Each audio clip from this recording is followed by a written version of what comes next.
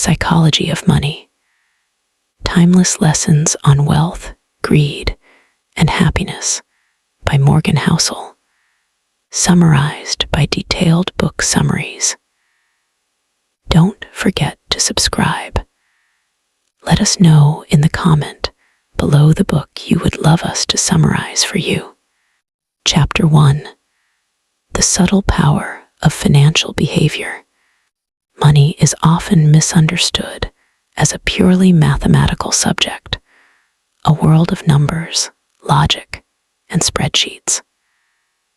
But Morgan Housel begins his masterpiece with a simple truth. Managing money is not about what you know, it's about how you behave. People think intelligence or education guarantees financial success, but history proves otherwise. Brilliant mathematicians, economists, and investors have gone bankrupt because of poor emotional control, while ordinary people with modest incomes quietly become millionaires through patience and discipline. In this first chapter, Housel explores how our relationship with money is deeply psychological. Our decisions about saving, spending, and investing are shaped not by rational calculations, but by our upbringing, experiences, fears, and ambitions. A person who grew up during an economic depression will naturally view risk differently than someone raised during a booming economy. These personal histories shape our beliefs about what enough means, what safety feels like, and how much risk is acceptable. Housel also emphasizes that luck and risk are twin forces in finance. Success is not always the result of perfect decisions. It often comes down to timing, circumstances, and chance. Conversely, failure doesn't always mean poor judgment. It can simply be bad luck. Understanding this balance helps us stay humble in success and compassionate in failure. He reminds readers that Bill Gates' rise wasn't just brilliance. It was also luck, having access to one of the few computers in the world as a teenager. Similarly, thousands of equally talented people never had that chance. In essence, Housel wants readers to know that financial outcomes are rarely fair, but what truly matters is developing behaviors, humility, patience, emotional stability, and adaptability that allow wealth to grow quietly over time. The first chapter sets the foundation for a new kind of financial wisdom, one rooted not in formulas, but in human behavior. Chapter 2. The Illusion of Rationality and the Power of Compounding. In this chapter, Housel dives into one of the most profound yet underrated forces in the world of money, compounding.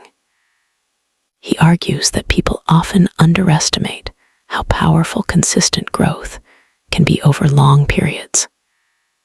Using Warren Buffett as a prime example, Housel points out that Buffett's wealth is not simply due to his investment skill, but because he began investing as a child and continued for more than 80 years. The secret wasn't extraordinary returns, it was extraordinary time. But compounding doesn't just apply to money, it applies to habits, knowledge, and decision-making. Small improvements, consistently applied, create astonishing results. Unfortunately, human psychology struggles to appreciate slow growth. We crave quick results and visible progress, and that impatience often ruins our potential to let compounding work its magic. People sabotage themselves by chasing fads, panicking during downturns, or trying to outsmart the market. Housel warns against the illusion of rationality, the belief that we can predict markets or control outcomes. In truth, even experts are often wrong, because financial markets are driven by human emotions, fear, greed, and optimism. Rather than trying to forecast the future, Housel advises focusing on endurance. The goal is not to maximize returns, but to stay invested long enough for time to work in your favor. He also discusses the importance of reasonable over rational. Rational might mean investing all your money in the stock market because statistics say it yields the best return. Reasonable means balancing returns with peace of mind, keeping enough cash to sleep well at night, even if it slightly lowers your total gain. Housel's wisdom lies in this balance. Wealth building isn't just about being right.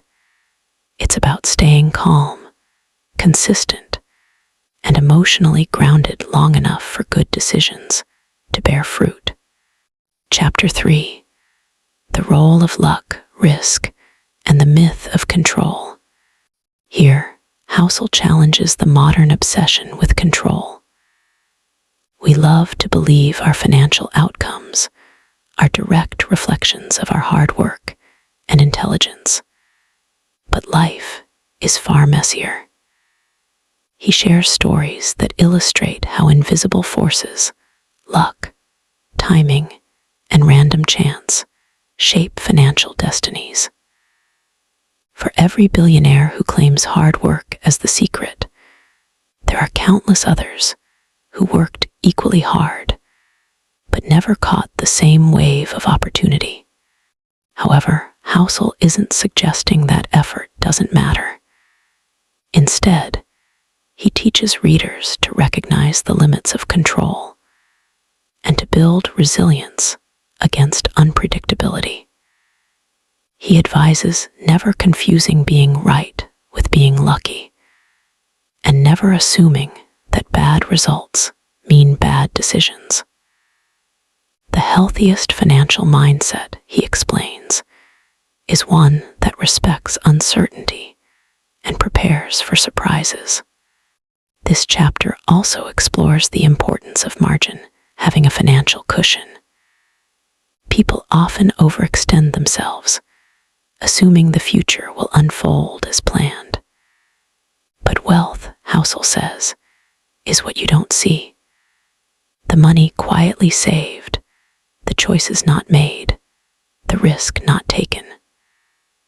Real financial freedom is found in having enough room to absorb life's shocks, losing a job, facing illness, or weathering market crashes without losing peace of mind. Housel concludes this section with a powerful message. Stop trying to be a genius. Start trying to be consistent. Those who survive long enough in the financial world often outperform those who try to be spectacular but burn out. The winners are not always the most brilliant. They are the most prepared for the unpredictable. Chapter 4: The Pursuit of Enough and the Danger of Greed. In one of the book's most human chapters, Housel turns to the concept of enough. The relentless chase for more money, more recognition, more possessions, is one of the greatest traps of modern life. He recounts stories of people who gained immense wealth but lost perspective, taking ever greater risks that eventually destroyed them. Greed, he argues, is not about wanting money.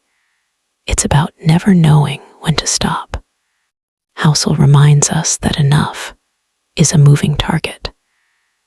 If you compare yourself to someone richer, you'll always feel poor.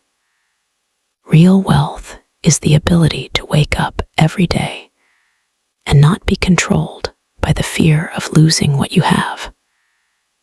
True success, he says, is freedom, the freedom to do what you love, spend time with who you want, and live without the anxiety of constant competition. He also highlights how social comparison distorts happiness. In a world where everyone flaunts success online, it's easy to feel inadequate. Yet, most people don't need extraordinary wealth to be happy.